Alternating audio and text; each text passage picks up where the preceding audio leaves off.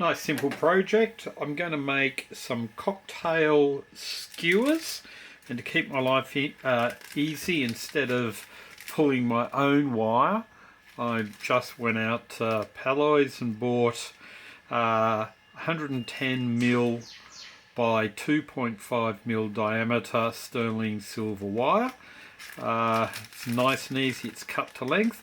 The final product's meant to have a spear itself of about 10 centimeters, and we're going to use the additional 1 centimeter to add a finding on the end, so we'll get to that in a bit. I asked for a hardened wire, hoping it would come straight and I didn't have to straighten it, but as you can see, they've all got a little bit of a bend on them, so I'll need to roll them straight or pull them straight. That'll be the first stage, and then we'll cast on the ends and sharpen the points. Should be nice and easy. What could go wrong? I'm just using some nylon pliers to get the worst of the curve out of it. Well, this is the other thing I've noticed. So I asked for them to be 110mm, but as you can see, they are different lengths. Let me line them all up against one end, and significantly different lengths. So I've just measured them. Some are at ones, the shortest is just this one here, is just under 110, and the rest are all a bit more.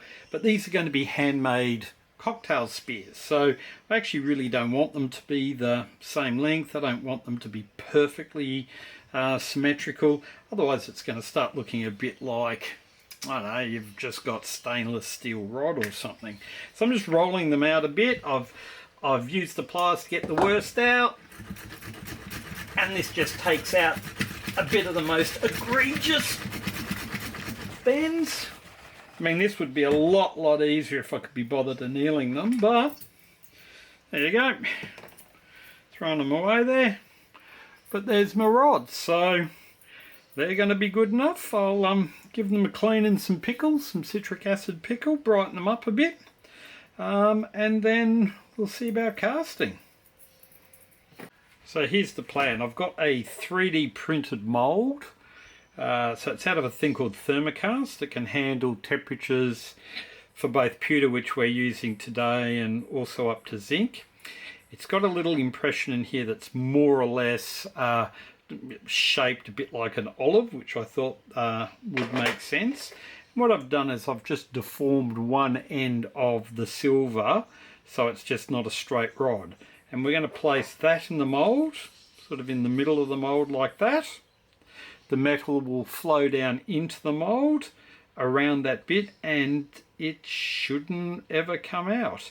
The great thing about pewter is if this turns out to be a rubbish pour because it's quite small, that's actually not a problem, because I can just easily heat off the pewter and go again. So pewter melts low 200 centigrade, where silver's really up in the 900s. So it's a pretty foolproof way of making a casting on silver. Well, at least I hope it is.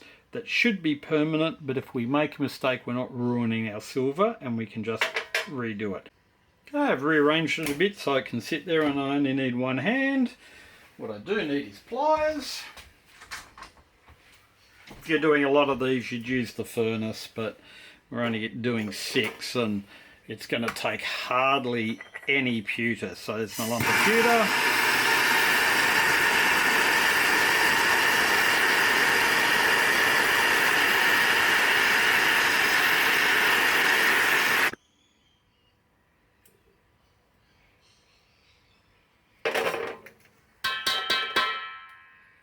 Any of the pewter that falls off just gets dropped back in for next time. We'll let that go off. Open the mould and see what we've got.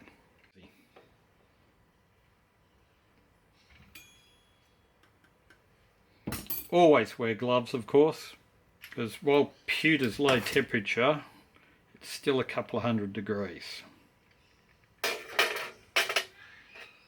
See if that's hot. Yep, that is certainly hot. Let me get a rag. But look what we've got.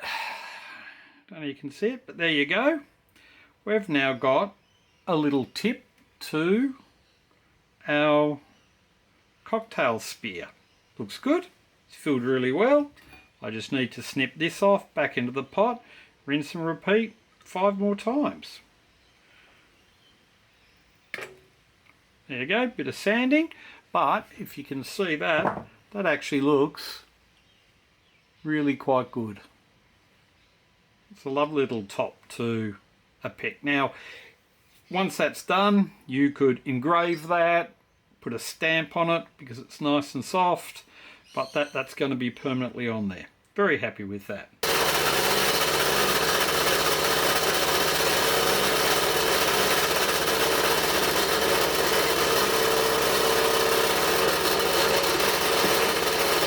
And you can probably see I've got a whopping great shrinkage hole there, and I've never been able to cast one of these without getting a shrinkage hole, but I've got an idea. Let me polish it up, and then we'll see if it's worth doing. And to fix the problem we were talking about before with shrinkage holes in the base of the shot glass that we're going to use for the stand, what I did, if you can just see it is, and turn it around the right way, is I got this year's coin, sort of as a mark of this present was for 2024, and just epoxied that into the base of it. And here we are, the fruit of our product.